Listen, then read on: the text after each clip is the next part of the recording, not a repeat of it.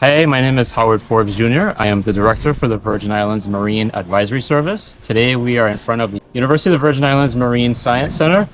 This building was destroyed, unfortunately, in our 2017 hurricanes, but it's been since rebuilt. And on the upper part, we have our outreach room, a lot of office spaces, and then we have a lot of our research labs down below. So today we're going to do a quick little shoreline walk and show you guys some really cool marine invertebrates that we see today.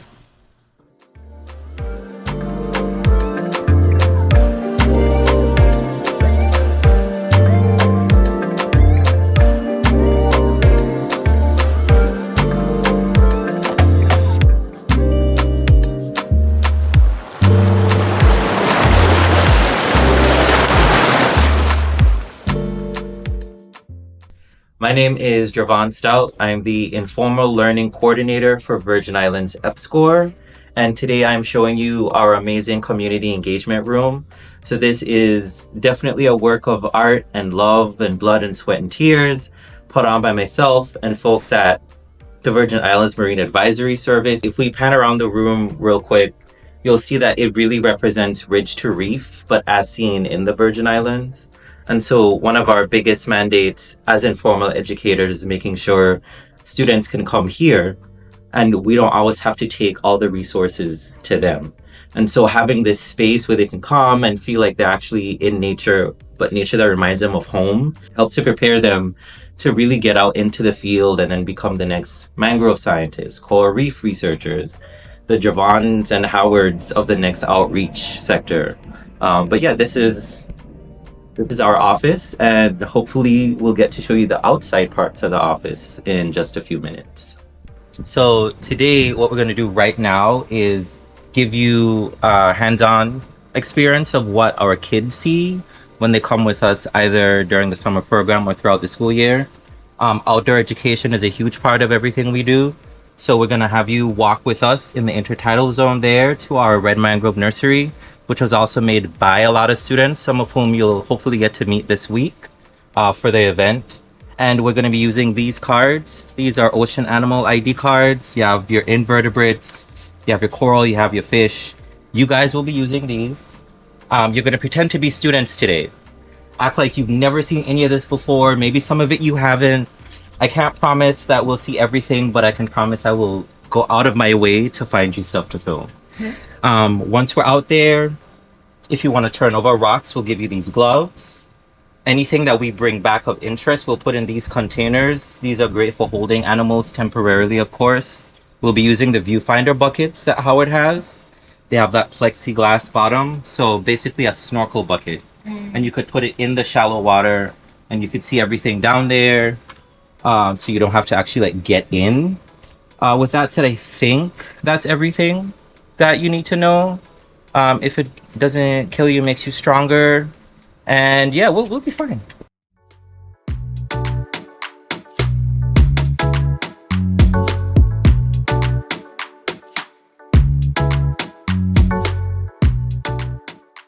All right, Howard, so what are we looking for today? Aha! So we found us a brittle star. Get that in the water. So these are called brittle stars. So they can actually detach appendages if they're stressed. And they can regrow them. It's just very, very stressful.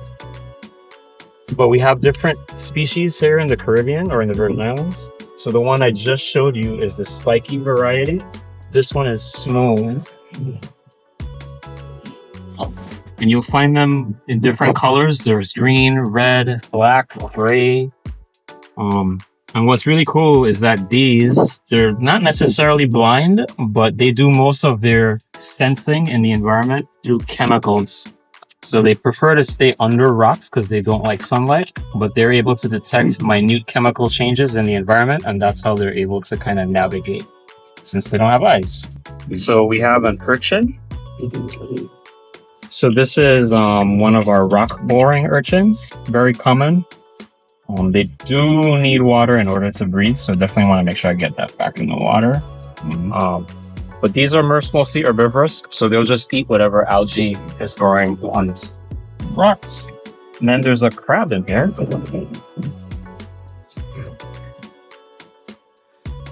So these are called, this is a type of decorator crab.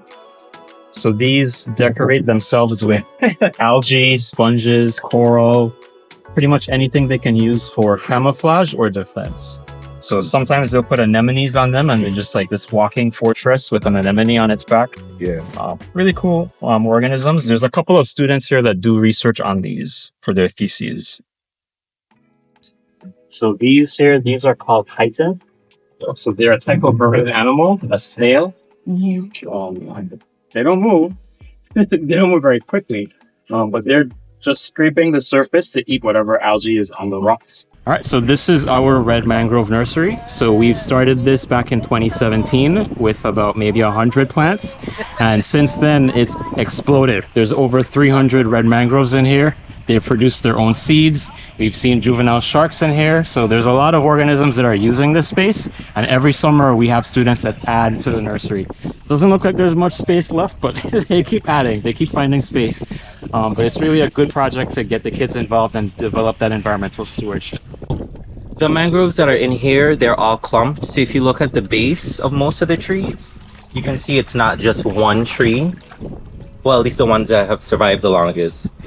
We've been reading some literature over the years, and we've gone to some conferences where partners have shown us that they've clumped where they are, and it helps share the stress amongst young seedlings when they're growing, thus increasing the survival rate for each individual tree. And it's been working really well for this spot. The roots even extend way out beyond this rock wall. Like, we're probably walking on top of some of the roots right now.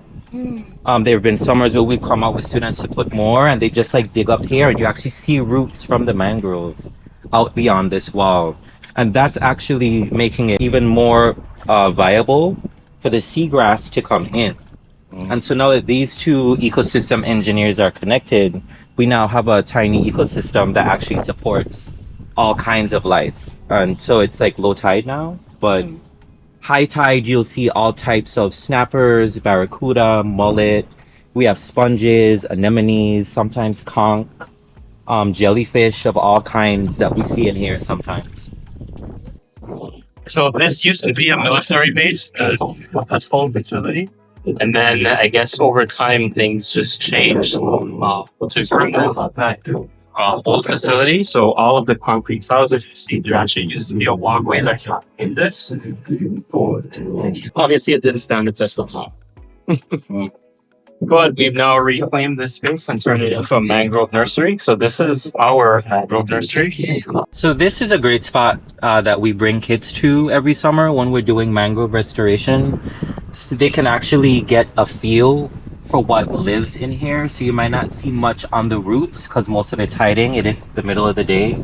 But we often have students come in, they would see barnacles growing on the prop roots, anemones on the sandy floor. Sometimes there's shrimp or mangrove crabs up in the branches of the higher canopy as well. Again, it's nature, it's random what you see and when, but when we bring students here, like, this corner affords them the opportunity to sit down and really look at what's happening in this ecosystem.